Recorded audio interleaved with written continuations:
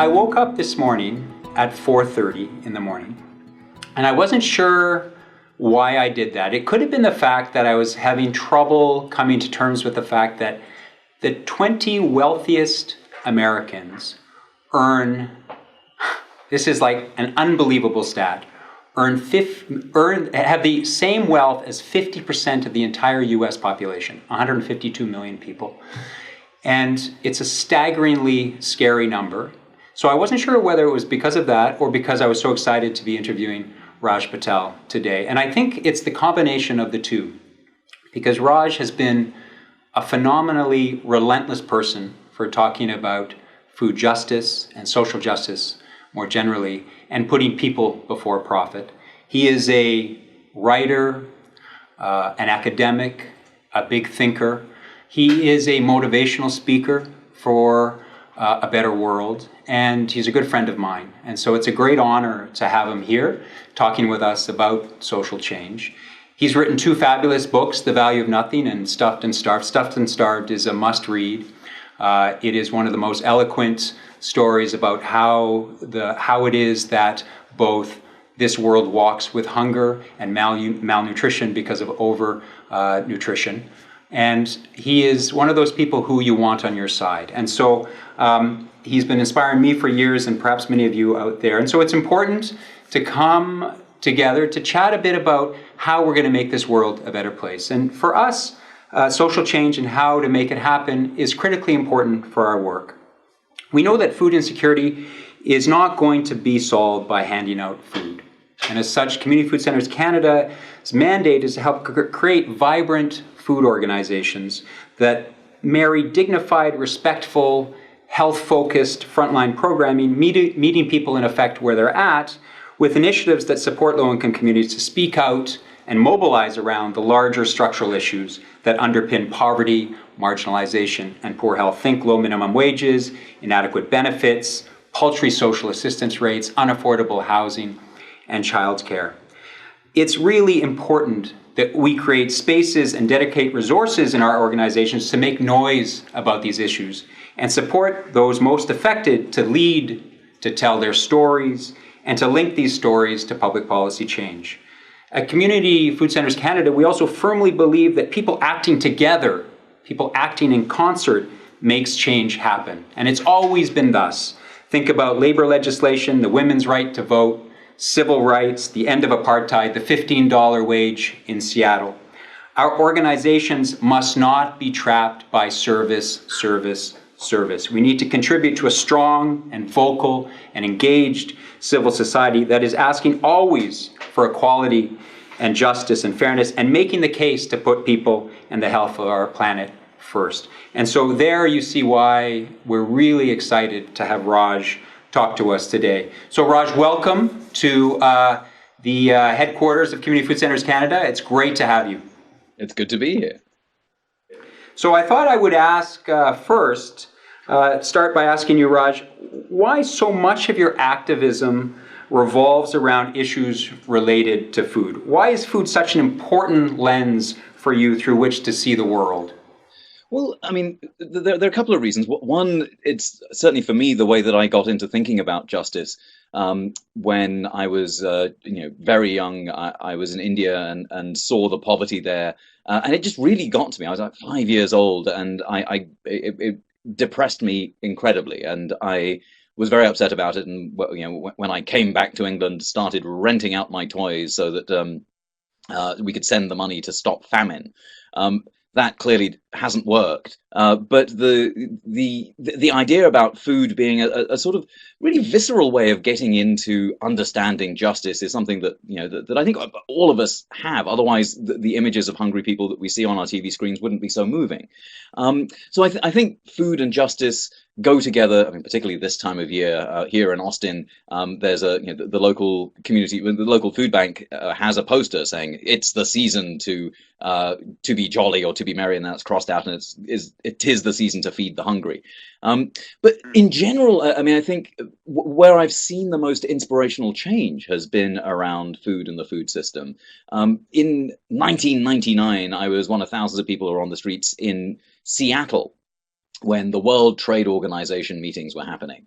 And there was a lot of rhetoric at the time of unions and environmentalists getting together, turtles and teamsters, and that was all lovely. But what was super interesting was to see a group called La Via Campesina, the international peasant movement, the peasant way, La Via Campesina, who were there not just saying, the World Trade Organization is lousy, which it is, but they also had a much more interesting idea of what globalization can do and what it's for, and how it might serve the many rather than serve the few.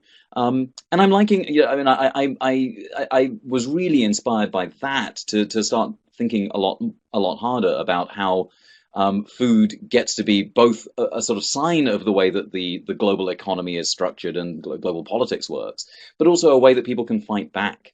So in many ways, food gets to be a really sort of useful gateway drug into thinking about justice, but also gets to be a really incredible way to see all the good stuff that's already happened around fighting back against injustice. That's why food kind of brings it together. And I suppose there's another thing, which is just, if you're Bill McKibben, actually no, not Bill, Michael Pollan and I were teaching a class in Berkeley called Edible Education, and he pointed out that people who fight against climate change have a particular steel to their personalities. They can take shitty news day after day after day and still keep on trucking. But in the food movement, our spines may be strong, but our stomachs always need to be filled. And the food movement is certainly about sort of confronting bad news, but it also getting around the table at least once a day and everyone having a good meal. And there is that side of me that quite enjoys pleasure, and so I kind of enjoy food activism just because there are these moments of reprieve where everyone can get around the table and be together, and I kind of like that too. So let me just pick up on your comments about fight back, and this may be a bit of a theoretical question because we'll plow over the next number of minutes into more tactile examples of movements and campaigns. But what does effective activism look like to you? Tell us about your own theory of change. What's the best way, in your experience, to move an issue? Well, I mean, it was really interesting. The way that you introduced our conversation was reeling off loads of examples that were all about grassroots organizing around with a certain kind of ideology. So if you think about the end of apartheid, that was about lots of people coming to their own conclusions, not only about what was wrong with the current system, but also educating one another about how it is that one might change that system. The idea of each one, teach one was an apartheid slogan, not just because systematic illiteracy was one of the tools of white supremacy, but also because the idea of having a peer-to-peer network where everyone teaches each other about what's actually going on in the world gets to be a very powerful tool for building community power and a community understanding of what a problem is, and community sort of capacity to be able to think and act one's way out of a problem. Similarly, in Seattle, the fact that you have a socialist councillor and a movement for $15 an hour, that doesn't happen by magic. It doesn't even happen by having a benign councillor on the council, because she can easily be outvoted. It's about having grassroots organizing and grassroots politics that is a dialectical, for a better word, for want of a better word, engagement between people and their material circumstances and the way that they're allowed to think. So I think that's a very abstract way of talking about it, but I think that every example of social change that I'm kind of gripped by is one that is able to think about ideas of power, able to think about ideas of the economy, of labor and reproductive labor, drawing on sort of Marxist ideas of, well, who's doing the work, who's taking care of the children, who's making sure that communities thrive, who's exploiting nature, whose ideologies are being destroyed. Those kinds of ideas are tremendously important to me. But also the way that you have them is not necessarily through a vanguard party, but definitely through much more sort of decentralized, much more anarchist sort of principles of decentralized activism against a state or against a corporation or against a body of power. So I've just been told that we need to speak a bit louder, if possible, or just me. In fact, you're fine. I need to speak louder. But let's talk about opportunities and windows. I don't know if you've noticed, but we have a new government. The Trudeau government was just recently elected here in Canada, and the food movement rallied around a campaign called Eat, Think, Vote that was pushed forward by Food Secure Canada, a sister national organization, and it engaged candidates throughout the campaign around a number of key issues: a national food policy, a national school nutrition program, which we desperately need in this country. We talked about support for new farmers and getting them on the land and growing in a way that isn't about export and chemical and monoculture. There was a lot of conversation about Indigenous communities and northern food and food insecurity. And then we did a lot of work on the idea of a basic income, a threshold, a floor that no one can fall behind. And you might be able to argue that the Liberal government who is now in power listened a bit to what was going on during that election from us. I hope they heard our messages. And there is a bit of an indication that they did, because the mandate letters from the Prime Minister to some of his key ministers, for example, the Minister of Agriculture and the Minister of Social Development, do focus on northern food issues, talking about a national food policy. They talk about a poverty reduction strategy and a bunch of regulatory issues around healthy food. So there is some sense that there is a window of opportunity to mobilize around these issues. And I'm just wondering, what are your thoughts about how we actually do this? What is the opportunity for us now that we have a fresh start with a new government that seems to want to listen? Well, I wonder about the extent to which the Liberal government is prepared to listen to the kinds of ideas I think are necessary. I mean, you'll have to correct me on this, but my understanding is that they're full steam ahead with the Trans-Pacific Partnership, for example. Is that correct? That is a very big point. I mean, during the election campaign, we knew very little about it, and we still are a bit in a fog. And the Liberals are still trying to figure out how they are going to play with it. So it is a big concerning issue relative to food and all sorts of issues, obviously. Well, I mean, but I think that there's a. Sorry, I have to put down my cup of whiskey here.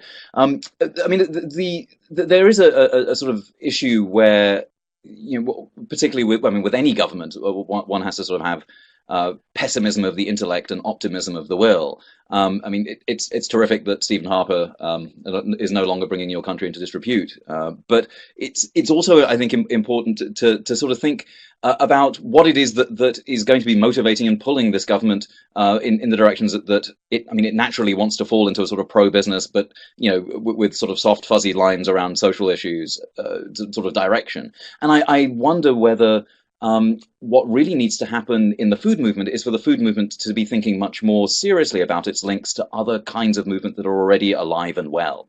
So, for example, I mean, if you look at the movements that are really interesting and exciting around the world, they are movements like Idle No More, Indigenous rights movements for a start, movements like Black Lives Matter here, or the big climate change movement that is really actually starting to be a very potent force for social change, I think. And the labor movement, the idea of a $15 wage in the United States was unthinkable until the labor movement started acting on it, and it was unthinkable because of groups like Occupy, for example, which were all about talking about the abolition of debt and. It's interesting how things are unthinkable until they actually happen. Right. Change doesn't happen until it does, and you have to keep relentlessly pushing forward. But that's it, isn't it, Nick? It's about a certain kind of imagination. What are we allowed to think in the food movement?